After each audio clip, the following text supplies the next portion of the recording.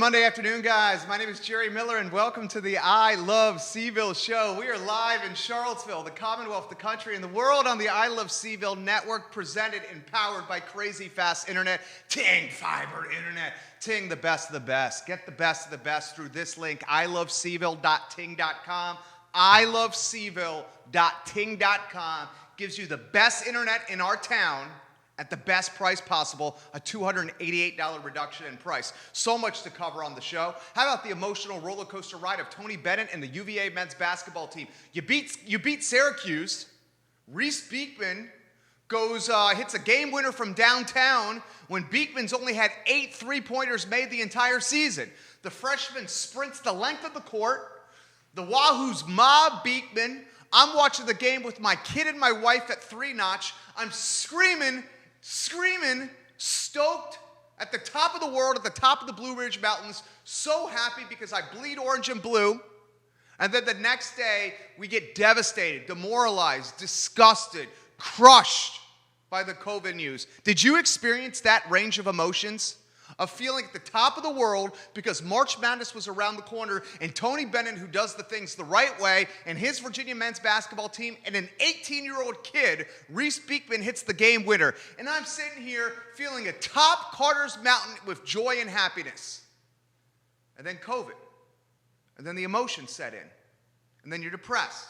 You're demoralized. You're wondering if the Wahoos are going to make the big dance. We'll talk about that on the show. Virginia basketball and the 68 teams that are in the big dance are not competing against each other's first. They're competing against COVID first. Gonzaga's number one opponent, COVID-19. Virginia basketball was a whiskers hair. I'm talking like a kitty cat's whiskers hair away from not going dancing in March. That's how close. That topic on the program, the economy is reopening faster than many have expected. What can Charlottesville, Virginia expect from a reopening economy? How about the fact that Maya Restaurant is hiring bartenders, waiters, front of the house and back of the house? The ads are on social media. I love Maya Restaurant. I love Peter Castiglione, one of the best restaurants in the Commonwealth by far. Will restaurants have a difficult time hiring staff once we reopen? Remember, much of the A, B, and C players in the restaurant industry had to leave the industry because of this pandemic. How willing will these A, B, and C players in restaurants, how willing will they be to return to their old jobs? We'll talk about that on today's program. We also have to talk about Crozet and density. Look, I got to clear some things up. I'm all for everyone having a slice of the American dream. And it may be cliche, but the American dream today has home ownership still very much woven into that dream. You cannot deny that.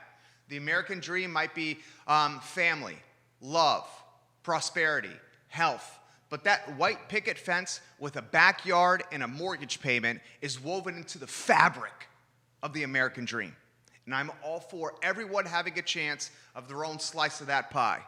But folks, if we add density to communities like Crozet, Virginia, whether it's apartments or more standalone housing, what is that going to do to this sleepy little community about 25 miles from Charlottesville, 20 miles from Charlottesville? What is it going to do? Okay? Because from my standpoint, you got a couple of roads that go in and out of Crozet. And they are often congested. From my standpoint, the entire value proposition for mommies and daddies to pick up their families and move to Western Albemarle is the schools. And if you continue to allow Henley and Brownsville, Meriwether Lewis, Murray, and Western Albemarle to get crowded like Western schools are becoming, the value proposition of living in Crozet starts to get eroded. So here's the question I'm going to ask on the show. Is increased housing density for Crozet, Virginia, at a time when their roads are behind, at a time when their schools are overcrowded, is increasing the density right now in this community a good idea? I'm going to welcome Mark McKinney. We'll ask him to come on the show later this week. This guy knows the community inside and out. He is getting involved from a policy and local government standpoint. Just added to the CAC of Crozet, Mark McKinney, our insider on the I Love CVille show. We'll reach out to him later this week. I'm going to ask this question: new housing density for a community that's already overpopulated from a school standpoint. Is that the right move? Put your thoughts in the feed. If you live there, I want to hear your perspective. I'm going to give you my take in a matter of moments. We have a new owner for Toys R Us. We'll relay who the new owner is as Toys R Us returns to market with stores reopening again. When I was a kid, Toys R Us was the bee's knees. My mom and dad took my brother and I to Toys R Us, and we would spend hours going up and down the aisles. Looking at, and when I was a kid, it was Game Boys. Game Boys were all the rage. You guys remember the Game Boy with the cartridges, that kind of rectangle thing you held in your hand? Love going to look at the Game Boy games at Toys R Us, the sporting opportunities at Toys R Us. So we'll talk about Toys R Us coming back to market today on the show. We have an interview with our friend Keith Smith, the star of Real Talk. Airs Tuesdays and Fridays at 10:15 a.m. on the I Love CVille Network. We'll talk what's next for Uva Basketball. And folks, we have yet another listing in Belmont, 719 Blenheim Avenue, less than 1,300 square feet. This listing needs a tremendous amount of work, went under contract in less than 4 days at a purchase price that's flirting with $400,000. We're talking a bungalow or a cottage. You know when you start reading in descriptions of real estate listings, this is a bungalow. This is a charming, quaint cottage. You know what that's called? That's called managing brand perception. You know what another word for a charming, quaint cottage is? A small-ass house. Jude, is that right? A charming, quaint cottage in Belmont is a small-ass house. Okay? We'll talk about 719 Blenheim Avenue going under contract. We'll take your comments, your perspective, your concerns, and your positivity in the comment section anywhere you're watching, whether it's Twitter, LinkedIn, YouTube, Spotify, iTunes, Apple Podcasts, LinkedIn, Facebook, ilovecville.com. I can't even keep up. And frankly speaking, I don't want to let the cat out of the bag, but I like to do it anyway. This company is on the verge of closing a deal that will add another media brand to our sphere of influence. And I cannot wait to shout from the mountaintops, whether it's the Blue Ridge Mountain, Carter's Mountain, Wendell Woods Mountain, who cares? I can't wait to shout from the mountaintops what the deal we're working on, moments away, maybe a couple days. Stay tuned. All right, let's talk economy, J-Dubs. Let's talk economy.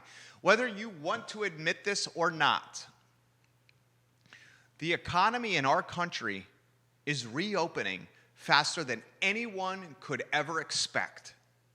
And whether you're on the side of the fence that we should slow down, not do this, there's still too much unknown, or you're on the other side of the fence that says, let's go 1,000 miles an hour and let's pick up the tempo a little bit faster, I can understand your perspective. There is no right or wrong. The reality is this: whether you like it or not, the economy is reopening at lightning speed. Now, there are two items that are cause for concern from a global macro standpoint. Those two items are what's happening in Germany and Italy right now. If you read the Wall Street Journal or the Financial Times like I do each day, you will notice that Italy and Germany are experiencing a third wave of this pandemic.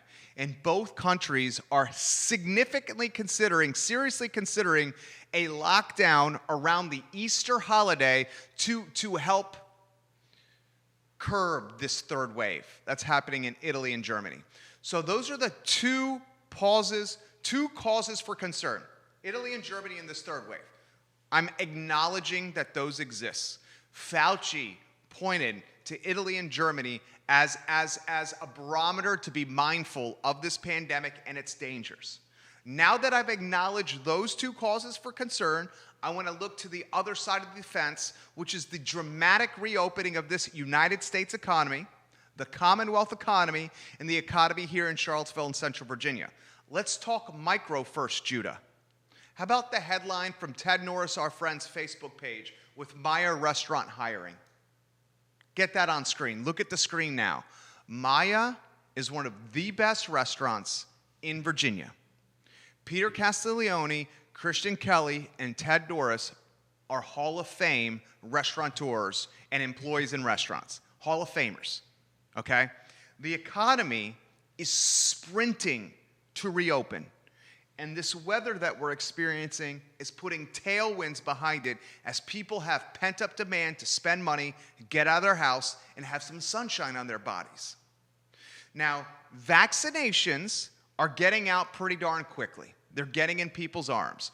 Are they going at the rate that we would expect? Absolutely not. But let's cut to the chase. It was never going to match our expectations, the vaccines getting in people's arms, because we had such high expectations for this rollout. Okay? Whether we want to admit this or not, the second quarter of 2021, which is 17 days away from starting, is looking like it is going to be really, really, really, really positive and bright for small and medium-sized businesses everywhere.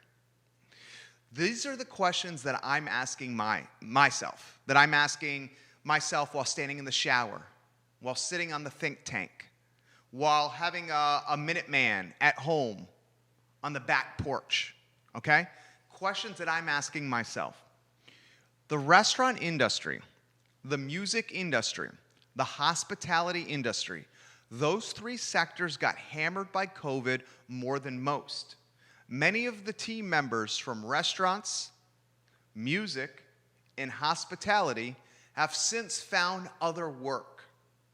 As the economy reopens, and you look at a market like Charlottesville, Virginia, how will the reopening of the economy be impacted by small and medium-sized business owners not finding employees to hire to fill open staff positions?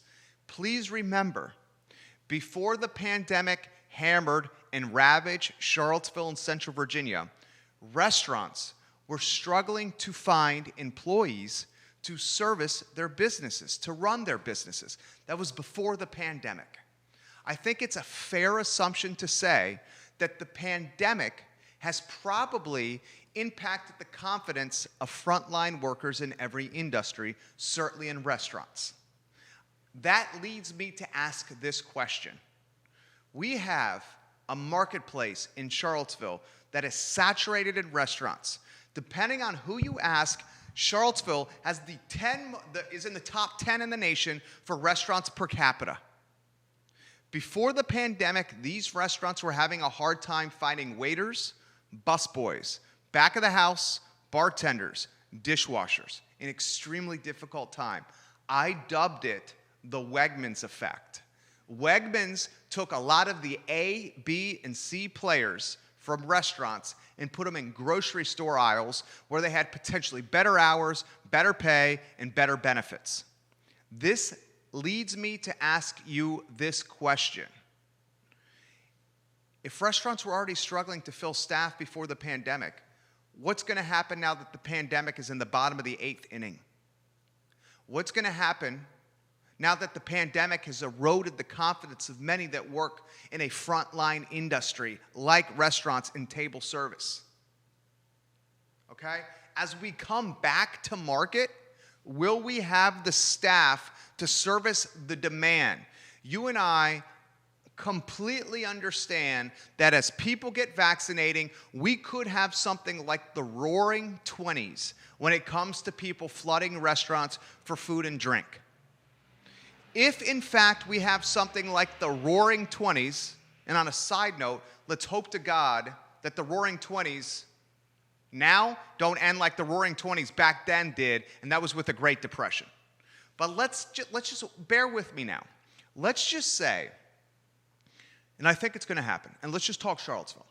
Let's say that as the Maya restaurants of the world, the Citizen Burger bars of the world, the Whiskey Jars of the world, the Three Notches of the world, the Junctions of the world, as they reopen again And as all of us flood to these restaurants for margaritas, for cold draft beer, for steakhouse burgers, for Christian Kelly's trout, for Wilson Ritchie's barbecue, for Brian Helleberg's steak frites at Petit Pois, as we flock to our favorite restaurants for our favorite meals, will the staff have the depth and roster to service the demand?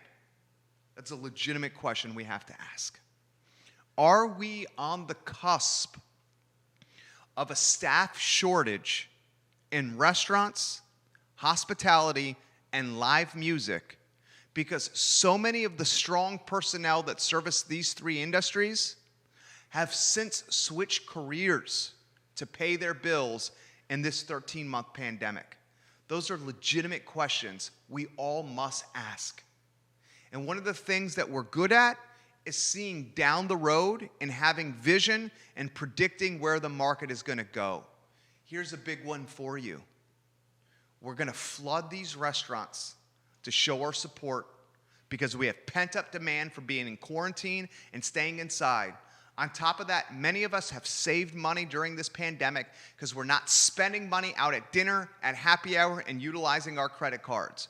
So as we flood the market to get our drink and our food on again, I'm curious to see what happens with these favorite restaurants we go to from a staffing standpoint. Now, I want to talk Florida and get macro again with you. Florida got ripped throughout this pandemic. Florida got ripped because the governor allowed restaurants to open before anybody else. Florida got ripped because the governor allowed people to walk around the state without masks on, even inside without masks on. Florida got ripped because people were allowed to go inside to restaurants and do whatever the hell want, just like it wasn't a pandemic at all. We all know the story of Florida during these 13 months. I got some statistics for you from the Los Angeles Times, the LA Times, that compared Florida's response to the pandemic to California's response to the pandemic. California, I will give you some background, had some of the strictest rules when it came to this pandemic. Strictest rules. Kids were learning at home virtually, public schools were closed, restaurants were closed, one of the strictest states when it came to the pandemic. Florida, on the opposite side of the spectrum, one of the most relaxed states when it came to the pandemic. A couple of highlights from the Los Angeles Times report from over the weekend. I'm going to read verbatim for you. California imposed myriad restrictions that battered the Californian economy and left most public school students learning at home for a year.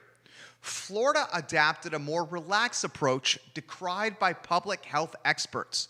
Florida allowed indoor restaurant dining. They left mask wearing as an optional situation for adults to choose, and they put children back in classrooms before any other state in the free union. California had roughly 6,000, this is, get ready for these numbers here, okay? More than 32,000 Floridians have died from COVID-19. More than 32,000 Floridians have died from COVID-19. But the LA Times points out that these numbers are very much incomparable to California's death rate. Furthermore, the LA Times pointed out that hospitalizations in Florida and hospitalizations in California were also comparable. Now we have a tale of two states. You got Florida, that's a boom town. The restaurants are thriving. Live music is thriving. Hospitalities are thriving. Tourism is thriving. Florida is a boom town state. The flip side of the coin, California is melting. You have the Joe Rogans leaving for Austin. You have the Elon Musk saying, we need to get Tesla out of here. My family in California looking to move as well. So the question we ask, did Florida handle this pandemic the right way? Did California handle the pandemic the right way?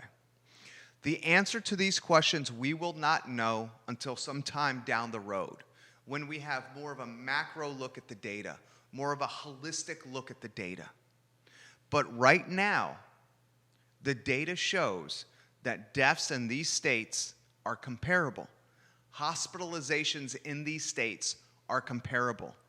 COVID infection rates in these states are comparable. And it literally left the newspaper of California asking this question: did California handle this pandemic the wrong way? And should California had gone the way of Florida instead? More on that throughout the week on the I Love CVille Show. I have a feeling when we reflect on this pandemic, months, if not years down the road, we will realize these folks did it the right way, and they certainly did not. That's what we do as humans. It's human nature. All right, the next headline on the program: density in Crozet. I had a back and forth with a friend in this program, Matthew Gillikin, on his Facebook page. Matthew is a phenomenal steward and evangelist and champion of Charlottesville and Central Virginia. He's a man of tremendous thought. He's a man of tremendous research. He's a man of tremendous engagement, Matthew Gillikin. I mean, everything I just said about him. Our back and forth was about density in the Crozet market. And this is a topic that has many Crozetians concerned. I'm going to outline some bullet points, and then I'm going to ask for your perspective and your opinion. Look, people move to Crozet because of the schools. We're not moving to Crozet for the downtown mall. We're not moving to Crozet for the live music scene. We're not moving to Crozet for the depth in restaurants, the plethora in restaurants, although there are many good ones out there. We're not moving to Crozet because it's close to UVA Hospital, so we don't have a long commute.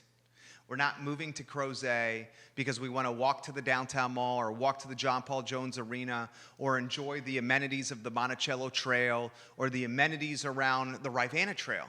None of those reasons are why you move to Crozet. The primary reason why mommies and daddies, especially in the last 20 years, have moved to this community is because of the value proposition of schools. The public schools in Western Albemarle are so damn good that the school system in Western Albemarle, the schools in Western, have been dubbed or nicknamed Stab West, St. Anne's Belfield West. That's how good the public schools are there. Here's the concern you have. As mommies and daddies relocate their children to Crozet, the schools have become so overcrowded and saturated that teachers are now begging for help. I bring this to your attention because my fear for many Crozetians, if they don't start handling infrastructure issues like roads and schools, they're going to have a big problem. You're now talking about adding apartments or this missing middle housing to Crozet. The missing middle is this housing that appeals to millennials, younger folks, folks that are looking for a starter home, folks that are looking that next step above starter. I mean, take the Old Trail market. You got a postage stamp of a lot, and you got homes trading for $500,000 and up in the Old Trail community alone.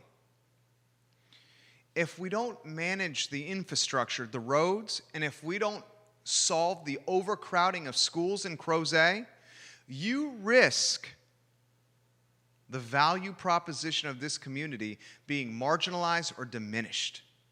So from my standpoint, and you can call me a libertarian, you can call me a conscious capitalist, you can call me a social entrepreneur, someone who runs a business in the black but does it in a way that leaves the community in a better place than when he first arrived. My business is 13 years old on May 31st of this year. It's our 13th birthday. Every year this business has been in operation, we've enjoyed 10% gross revenue growth at least, minimum, if not more. 2020 was the best year we ever had. The first quarter of 2021 is the best quarter we've ever had, and it's not even close. The reason we have had success in this business is because we listen to our partners. We listen to our customers. We hear to listen and not hear to talk. Understand? Crozetians are saying the roads in the schools must be prioritized before we add density. It's now up to the Planning Commission and the Board of Supervisors to listen, to hear, and not listen to talk. If you disagree with me, put it in the feed. But I'm going to ask you this question. Have you ever been on 250 driving your kid to Henley or Western before school starts with tractor trailers using the road to get to Interstate 64 and the line to get into Henley and Western all the way down 250 almost toward Ivy? Because I've been in that situation. And it ain't pretty. What's your take? Am I reading this the wrong way? Should I be passing along different information to the Board of Supervisors that watch this show? If so, what is that information? And when I make my push for the board, I want to hear what you have to say. Because from my standpoint, increasing density when the roads and schools cannot accommodate it is a disservice to the community. Am I wrong? Toys R Us has a new owner, Keith Smith, in 2 minutes. The emotional roller coaster ride that was the University of Virginia men's basketball team, from Reese Beekman hitting the game winner to COVID-19 beating up the Wahoos. So much to cover on the program, including an intimate cottage, a tiny bungalow, flirting for a $400,000 sales price with only 4 days on the market. Boys and girls, this show is red hot on a Monday on the I Love CVille Network. My friend Judah Wickower, Toys R Us, very quickly. Toys R Us has a second owner since declaring for bankruptcy. Remember, True Kids, the company True Kids, purchased Toys R Us and Babies R Us at bankruptcy. They basically got True Kids, the company, got Toys R Us and Babies R Us for pennies on the dollar when Toys R Us filed for Chapter 11 bankruptcy. True Kids bought the brand and the intellectual property at bankruptcy. Today, a new company, WHP Global, has purchased Toys R Us and Babies R Us. Here's the intriguing thing.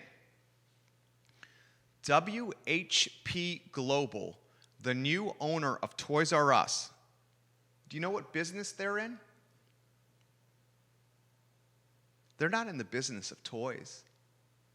They're not in the business of babies. They're not in the business of bouncy balls, of Captain America. They're not in the business of Hulk. They're not in the business of Tonka trucks or Matchbox cars or N64s or Nintendo Switches. You know what they're in the business of? WHP Global is an advertising agency, a brand management company. A brand management company and an advertising agency just purchased Toys R Us and Babies R Us. And this brand management company and advertising agency is now taking Toys R Us back to market. And guess what they're going to do? They're going to optimize their brand on Facebook, on Instagram, Pinterest, TikTok, Snapchat, LinkedIn, YouTube, Spotify, Apple Podcasts, iTunes, and on the Toys R Us website. Who else does that? You know what WHP Global said they're going to do? They're going to take the Toys R Us brand and create digital toy stores for Toys R Us on social media. Who else does that for his clients in town? It's interesting.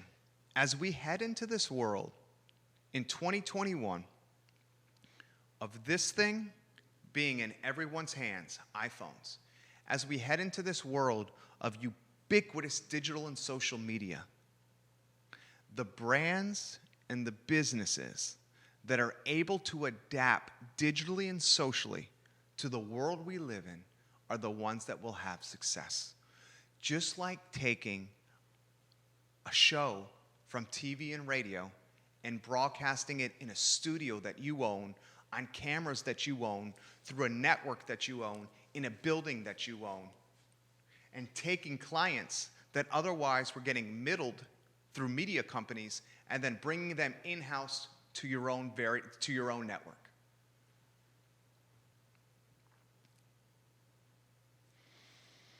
A Toys R Us that has a digital toy store on Instagram, Facebook, Snapchat, TikTok, LinkedIn, YouTube, and anywhere else where children and moms are, will have tremendous success.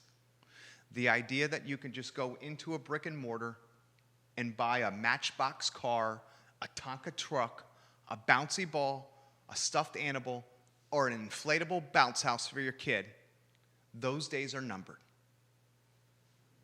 I buy stuff like this on my phone, and I expect the product on my step in 48 hours. And so do you. A couple more things I want to get to before Keith Smith. I'm going to talk real estate in Belmont, 719 Blenheim Avenue to be specific. I'm going to talk Tony Bennett and the coaching job he's done, because I think it's one of the best he's ever had in his career. I'm going to talk the disparity between the Kansas Jayhawks and the Virginia men's basketball team when it comes to COVID-19. Both Kansas and UVA were bounced from their conference tournaments because of this pandemic.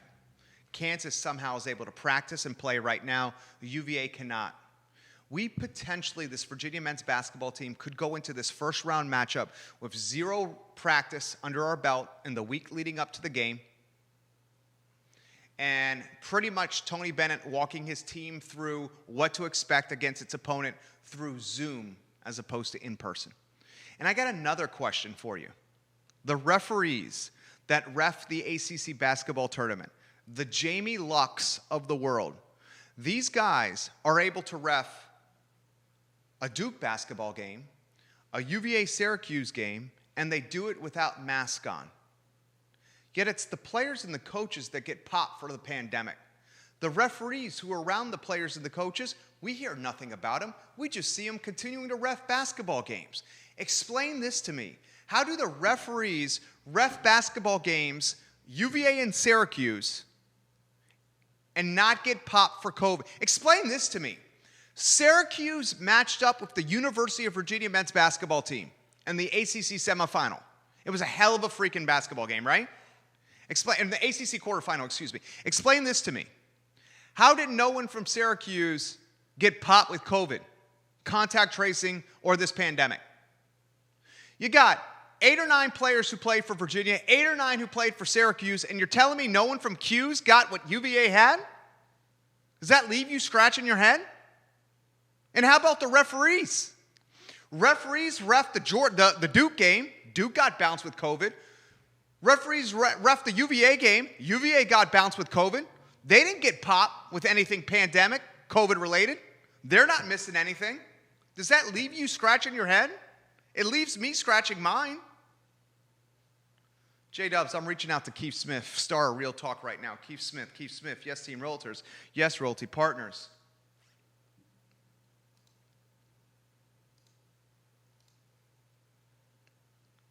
I'm excited to welcome Keith to this program on a glorious, glorious Monday here in Charlottesville in Central Virginia. Still to talk basketball, still to talk football, and not football, still to talk NCAA tournament. A lot to cover. He's on the line, J-Dubs. Keith Smith, Que Pasa Chico, how are you? Que pasa, amigo? I've got like a gazillion notes, man. You're like on fire today. I am on fire. Can't keep up. I'm on fire. So my friend, where do we start? Show is yours. Yeah, I've been going through all these different notes. I don't know where the heck to start. One of the things is this whole conversation you were having about the restaurants, and it's funny, we have some of the same mutual friends, and they're struggling with hiring. I think even with the American Rescue Plan that's going to come in, where $25 billion of it's going towards restaurants to help them hire folks. I wanted to put it in a little bit perspective. I went through this between 2008 and 2010, right? And that's exactly what you explained is exactly what happened. All those, remember the real estate housing bubble that popped at that particular point in time. What happened was everybody that was hanging drywall, everybody that was, all these mechanics went to work for Walmart, right? Walmart distribution.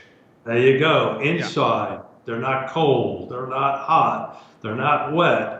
They're getting paid 15, 20 bucks an hour, health insurance, all that stuff. And that was part of the reason that we talked about this on the show all the time, about the struggle of the ramp up, right? We went from 2 million units in production down to 400,000 or 500,000. It's taken 13 years to get up to that point. It's because those jobs never came back, right? Well, would you want to be sucking drywall dust or working in a nice conditioned factory, getting health benefits, getting all that stuff? So it's an interesting point that you brought up. My memory bank started kicking in. Yes, sometimes I have memory issues because I'm old. You can go ahead and say it. You're not old. This is why I love this guy. I freaking love this guy. The chemistry is already clicking right now, and it's through Skype. That's why we bring him on the show, because he's so freaking smart and he drops knowledge bombs. So what happened if you're comparing the 2008, 2010 housing crisis, when the supply chain got dramatically impacted with employees not coming out to jobs because they found something else to do. If you're comparing it to restaurants, because the guys I'm talking to, many of your friends as well, are like, we're not sure what we're going to do to get this restaurant back on board because we don't have any staff to run it. How long did it take before things got back to normal, Keith? Well, we're not back to normal. There you go. It's been 13 years. We're not back to normal. We are underproducing and still underproducing. And I think just to dovetail to some of your conversation earlier about the 5% in Albemarle County, look, let's just face it. What's going to happen, people are going to what? Drive. Till you qualify. Until they qualify, right? And this is an ongoing conversation we're having, and you enlightened me to this, and I've been digging into this whole EV evolution, electric vehicle evolution. It's just going to grow. Heck, I just filled my truck up at close to $3 a gallon. It's going to be $4 before you know it. I think before summer we're going to be knocking on $4, and that's going to have an impact on the economy. But at the end of the day, this is what's happening. The developers and the market are going to the path of least resistance. We know this because we talk about it. There's some projects that I'm helping folks with that are going to be potentially as much as 1,000 building lots over the next 12, 24, 36 months, depending on processes. But that's what they're doing. They're going outside of that particular area. What is, Keith, what is going on with the supply chain of new construction and the staff that gets new construction to market? You know a hell of a lot more about this than me. I'm talking about the brick masons, the drywall guys, the carpenters, the trim guys. I mean, are they creeping out of the business as well, or are they still very much in the business? No, they're in the business. Who's in the game right now is overworked, right? We got a supply and demand scenario in that, and so who's in the game now. But what I was referring to back in the 08, I don't call it a crisis. I call it a depression because that's what it was. At least to me, it was. The pool of folks never came back into that, and I think I'm trying to equate that to the restaurant industry.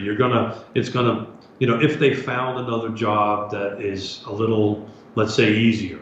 I've never worked in a restaurant, so I don't know what that work is like. But if we would equate it to hanging drywall or something to that effect, they just didn't want to come back and do that. Why would I do that? Why would I leave this nice, warm, comfy job and go and deal with the elements, right? So I think they're going to struggle. I may be wrong.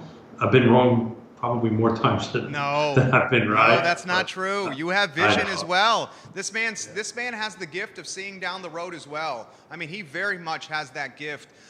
Keith Smith, Yes Team Realtors. Keith, density in Crozet. That's a hot topic. Where do you want to go on that one? It's a hot topic. I just want to remind you and remind the viewers that we talk about roads all the time, that the local jurisdictions don't control that, right? This is controlled by VDOT, Virginia Department of Transportation, and there's a process by which there has to go through, which is called Smart Scale, which is the ability to go ahead and get road improvements. And it's kind of and we're going to try to bring some transportation experts. We're going to do a roundtable, bring some VDOT folks in, maybe bring in Brad Sheffield in. But in the simple terms, one of the criteria for Smart Scale is having a rezoning.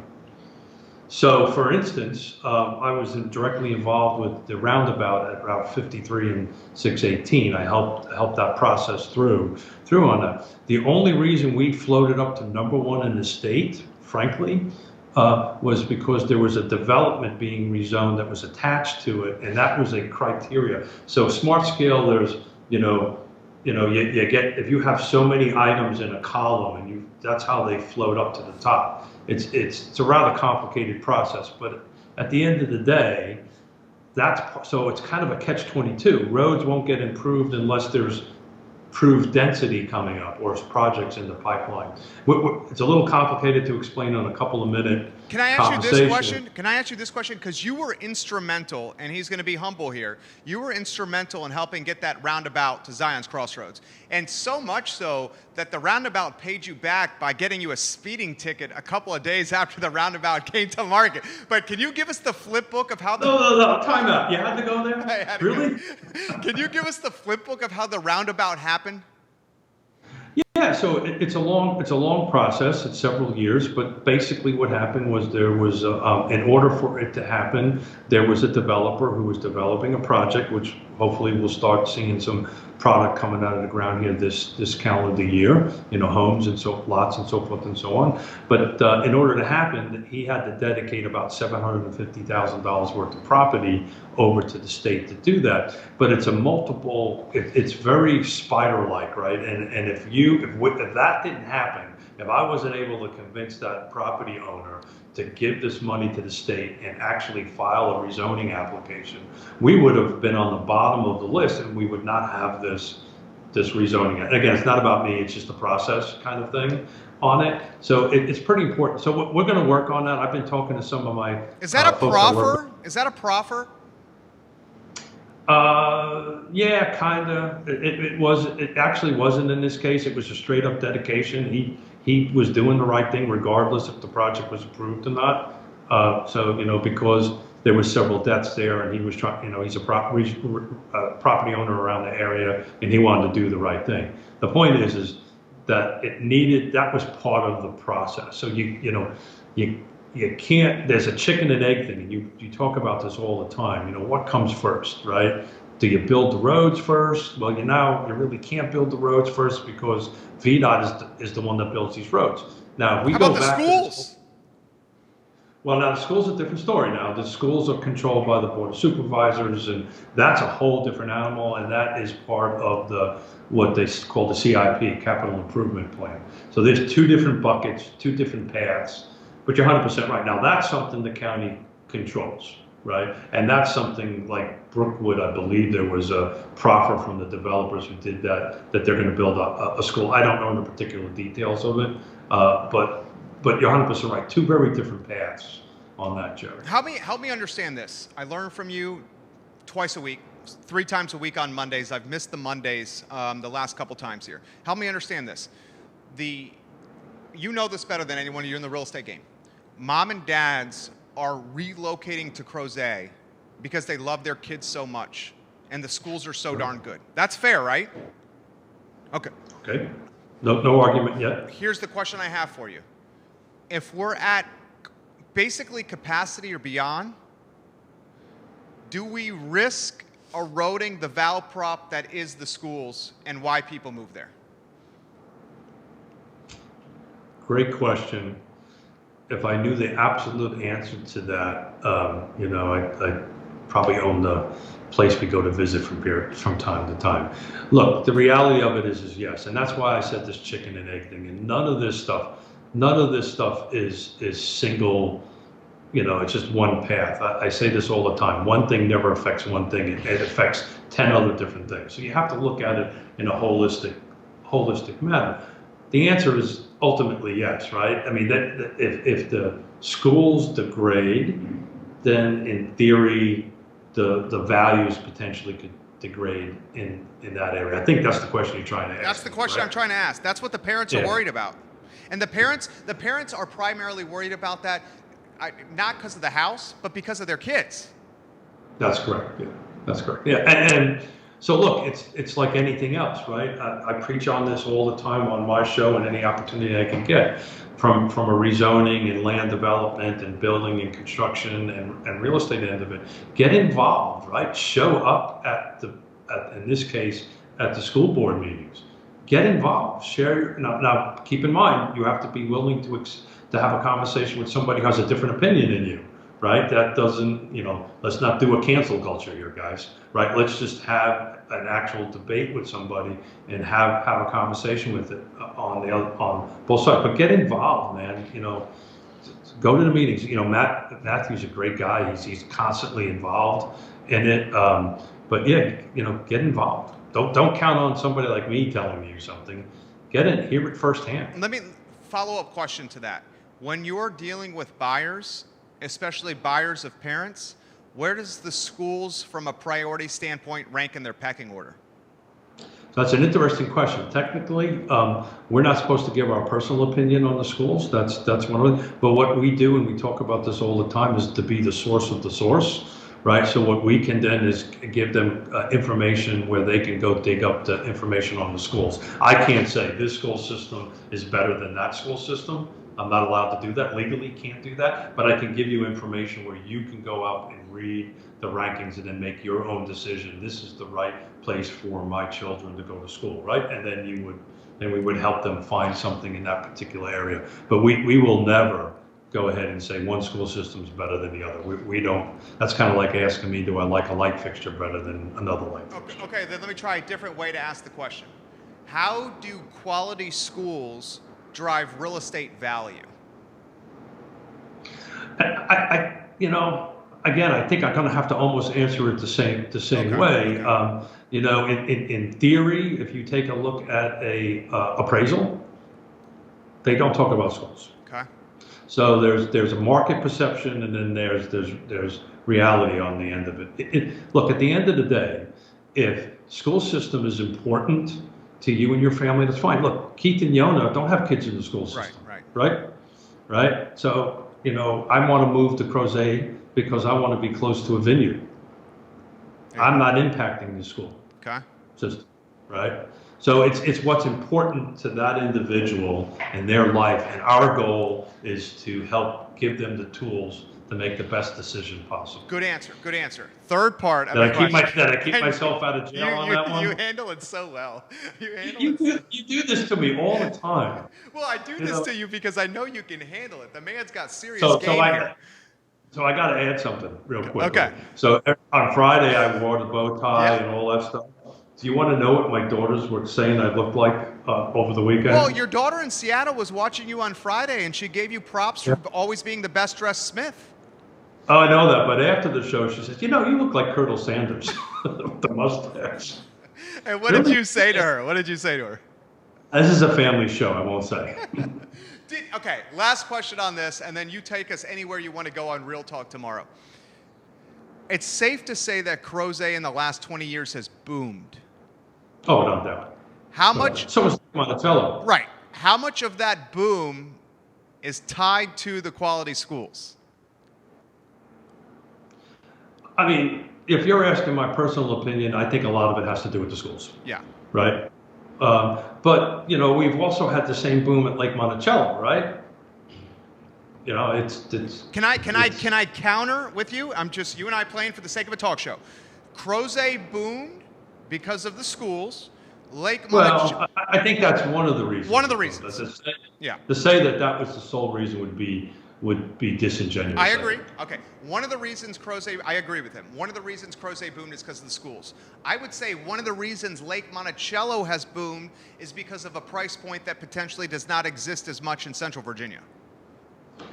I would agree with that, but to follow up as a counterpoint to that, we also built probably the best new high school out there several years ago. Good point. Cutting edge, as 1,000-seat auditorium, high technology. You know, it's. So are you saying then that schools drive real estate value?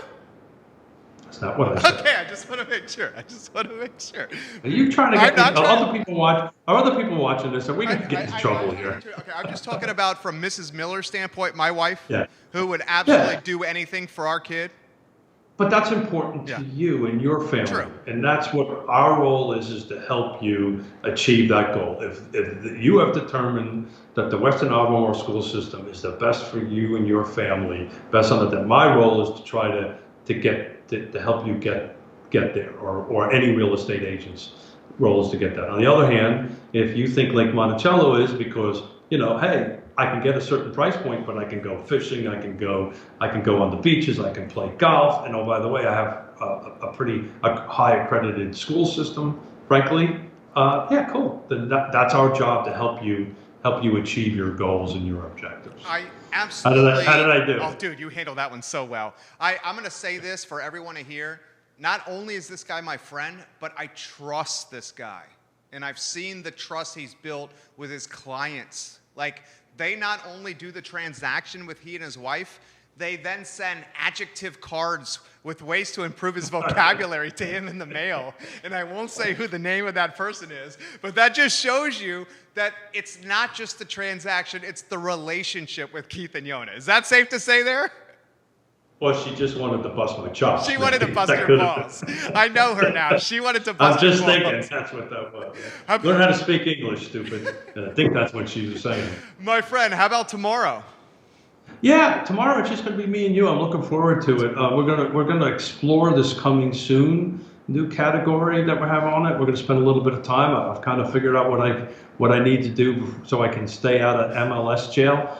On this end of it, and we're going to focus on a couple of coming soon listings that we have everybody's permission to do. So we're just going to talk about that a little bit, and then you and I, do our Batman and Robin routine. Have fun. I love it, dude. Has anyone told you recently you look like a bronzed god that's been kissed by the sun? No, that's not what they said. They said I look like Colonel Sanders. Colonel Sanders. All right, you heard it from me. Bronze god that's been. Didn't Colonel Sanders have a goatee? Yeah, too? and you're also 100 pounds lighter than him. And you don't make fried chicken, do you? Do you make fried chicken? You'd be surprised what I can. You make fried chicken? I could cook. I'm a pretty decent cook. As good as Barbara Lundgren's fried chicken? No, nobody's as good as Barbara. Yeah, her fried chicken was darn good. My friend. But I can try. You could try. Hey, great show, great stuff. I had a couple other notes, but we'll tackle them tomorrow. So come by and see us tomorrow at 10:15. I can't wait to see you tomorrow. Same here, brother. Take care. Be well. Thanks for everything. Keith Smith, guys. Keith Smith is A+++ people. 10:15 tomorrow, Real Talk on the I Love CVille Network, presented by Yes Realty Partners and Yes Team Realtors. Trusted name of the game is Yes Realty Partners or Yes Team Realtors. I've literally seen firsthand what they do for their clients and how happy their clients are after working with Keith and Yona and Yes Realty Partners. A couple things I want to get to, Judah Wickhauer, before we get out of here. Let's talk UVA basketball first, and then we'll close with the bungalow and the charming intimate cottage, my friend. All right, UVA basketball and the emotional roller coaster ride that we all have experienced. We watched the Virginia men's basketball team battle toe-to-toe in a slugfest with Syracuse. Buddy Boeheim, Jim Boeheim's son, in that game, this dude could not miss. He was red hot, finished with over 30 points for Syracuse. When it was all said and done, Kie Clark, one of my favorite Virginia men's basketball players of all time, drives the lane and kicks out to a wide open Reese Beekman. Reese Beekman at that point had made 8 3-pointers on the entire season. And here a first year, a freshman, was getting the ball with less than a second and a half left on the clock. And this freshman, this first year, this 18-year-old, was expected to hit the game-winning jump shot. Lo and behold, Reese Beekman tickles the twine, and he sprints the length of the floor with Hauser, Huff, Clark, and the rest of the Wahoos chasing him, ready to mob him with joy. They catch Beekman. They jump on him. I am crying tears of happiness. I look at my wife. She is elated, and our 3-year-old, almost 3-year-old son is watching the game with us, and he's terrified because Mom and Dad are jumping up and down, screaming at the top of our lungs because the Wahoo men's basketball team just got a victory in the ACC tournament. Soon thereafter, we get the news that someone on the Virginia men's basketball team has COVID. We don't know who it is. And unfortunately, UVA Hoops has to miss the rest of the ACC tournament, a tournament they undoubtedly could have won. We were left biting our nails. We were left sweating. We were left wondering if this team was going to get invited to the big dance, or if COVID-19 was going to unceremoniously end this season for this team. Tony Bennett goes on record and says, "We will do the best we can with what we got." I learned that phrase from Mr. Greg Wells, the owner of Intrastate Pest and Service Companies and Valley Termite and Pest Control. Do the best you can with what you got. I'm going to repeat it again. Do the best you can with what you got. That's what success is. Every day, waking up and doing the best you can with the tools or the resources you have in front of you. Coach Bennett said that's what we're going to do. So now this team, over the next week, is going to meet via Zoom to discuss the game plan. They'll allow players on a by-themselves basis to put up some jump shots at the John Paul Jones Arena, but no practice, no team walkthrough, isolation and quarantine.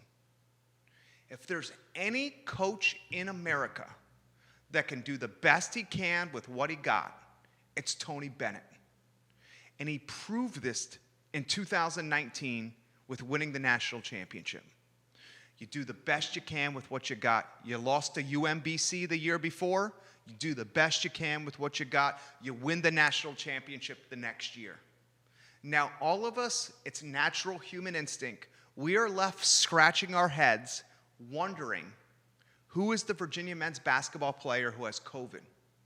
Folks, we're going to find out this weekend when that individual is not in the starting lineup, does not come off the bench to play, or is a bench warmer and doesn't play at all. We'll find out this weekend. Are we all asking ourselves, good God, is this Sam Hauser? Good God, is this Jay Huff? Good God, is this Kihei Clark? Good God, is this Trey Hunter 3 Sticks? Sure. We're all wondering if the COVID player is one of the big four or someone in the starting lineup. That's human natural reaction because we care about this team so much. Furthermore, we get nostalgic of that loss to UMBC. Do you remember that loss to UMBC? DeAndre Hunter broke his wrist, and DeAndre could not play in that game. If DeAndre had played against UMBC, would we have won? I can't answer that question, but I can say that UVA would have had a better chance of winning if DeAndre Hunter, who's a soon-to-be all-star for the Atlanta Hawks in the National Basketball Association in the NBA, I can say that UVA had a better chance of beating UMBC with DeAndre on the floor than him with a broken wrist on the sideline. That's safe to say. So Wahoo Nation is asking themselves, do we have another DeAndre Hunter situation with one of our key players not being able to play in the first round of the tournament? And that's a fair question to ask. And now we just have to be patient and wait and see. But if there's one coach in America that can do the best he can with what he has, it's Coach Tony Bennett. It's Coach Tony Bennett. It's Coach Tony Bennett. I sincerely mean that. I'd follow that guy through fire, and so would his players. All right, last item on the notebook on a great day to be alive. I mean, it is a gorgeous day to be alive, isn't it? 719 Blenheim Avenue, Judah. Let's get it on screen. We have a beautiful bungalow here. A charming, intimate cottage. That's called branding.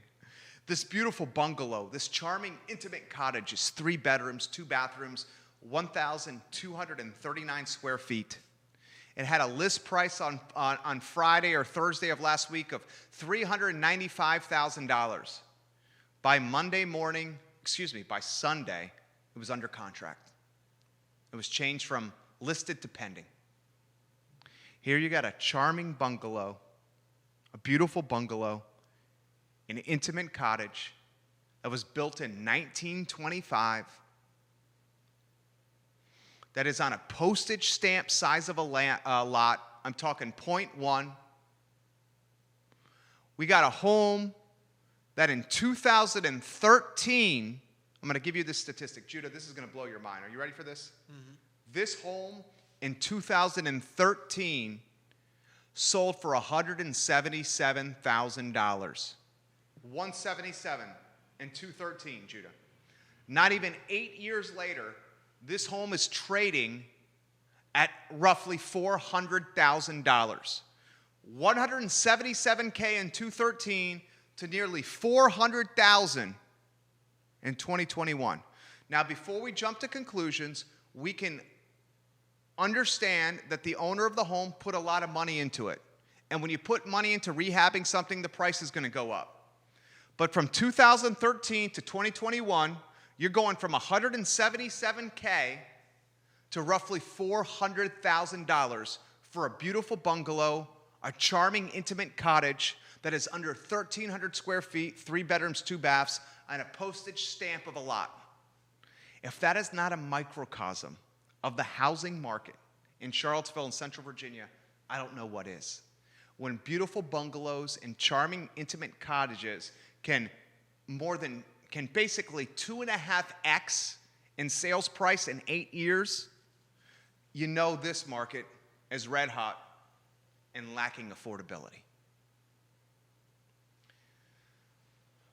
Beautiful bungalow, charming, intimate cottage, built in 1925, within walking distance of the downtown mall. It's crazy, man. Tomorrow's show is going to be good. We're efforting, I'm this close to finalizing the details of the Kathy Galvin Democratic debate on this network. Former Counselor Kathy Galvin's going to moderate the debate. Carl Brown, Brian Pinkston, Juan Diego Wade, and Yaz Washington in studio for this Democratic debate. Now your comments for the show. If you've left comments, put them in now. If you want to hear your perspective heard, put it in now, okay? Now's the time to do it. I'm also this close to finalizing a deal with expanding this network with a print publication in town. It's a big-time announcement on the near horizon. All right, comments. Vanessa Parkhill. Vanessa Parkhill. I love when you watch this program, Vanessa Parkhill. You say hi to that quarterback of a son you have that is just a fantastic representation of the Parkhill family. Please, Vanessa, please say hi to Lee, okay? Please. Jerry, you make an excellent point about the officials in the basketball games. Teams get put on quarantine, but not officials. It doesn't make sense. Jamie Luckey was reffing basketball games without a mask on. Jamie Luckey refs the Duke basketball game and the UVA basketball game. How do the referees not get quarantined, or how do they not get impacted by this pandemic? How did Syracuse not get impacted by this pandemic when they were playing Virginia?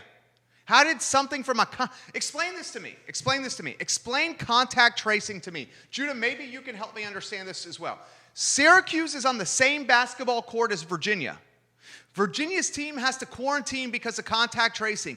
But Syracuse basketball, who's boxing out Virginia basketball, doesn't get impacted by the pandemic, doesn't get a case, doesn't get COVID, or doesn't have to do contact tracing or quarantine. Can you explain that to me? Anybody? Vanessa says, if we are to believe the likes of Elon Musk and Joe Rogan are leaving California behind for more business-friendly opportunities and independent lifestyles in Texas, they will need to remember that when they go to the ballot box. Amen. Amen. Rogan was sprinting for Austin and out of California. Jason Burke says, he's watching in Los Angeles. Jason Burke, what's up, amigo? In Los Angeles, we entered 25% indoor dining allowance today. Congratulations, Jason Burke, who's watching in LA. Los Angeles, 25% indoor dining today. Neil Williamson shares a link about Crozet, Virginia population. Neil, I would love to have you on the show. We'd love to have you on the show, Neil Williamson. You got a big, beautiful brain, Neil Williamson. I just stay out of your way and let you talk. Aaron King, welcome to the broadcast. Rosemary Postel, hello. Camilla Priest, hello. Welcome to the broadcast. Jason Burke, 25% indoor capacity in LA is awesome. Carrie Rock, watching the show. Would there be an issue of finding employees if restaurants paid a static wage over the traditional below minimum wage pay? Good question, Carrie Rock. Good question. That gets back to the $15 minimum wage argument. Many restaurateurs are opposed to the $15 minimum wage. They say they will lay people off if we have to implement a $15 minimum wage. On top of that, we will raise menu prices. That's a topic for a different show. Maybe I bring that up next week. Great point, Carrie Rock. All right, that's the program, Judah. Hey, J-Dubs. Good job. Thank you. Seriously. Judah Wickhauer is A-plus people. A++. A+++.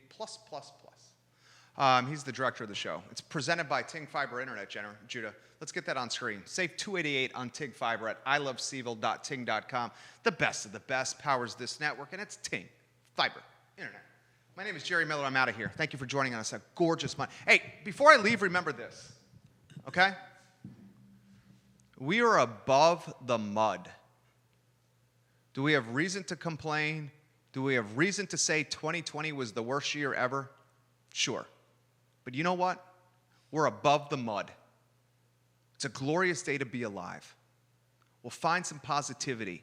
Latch onto that positivity and watch it snowball in your life. Because that's what I do.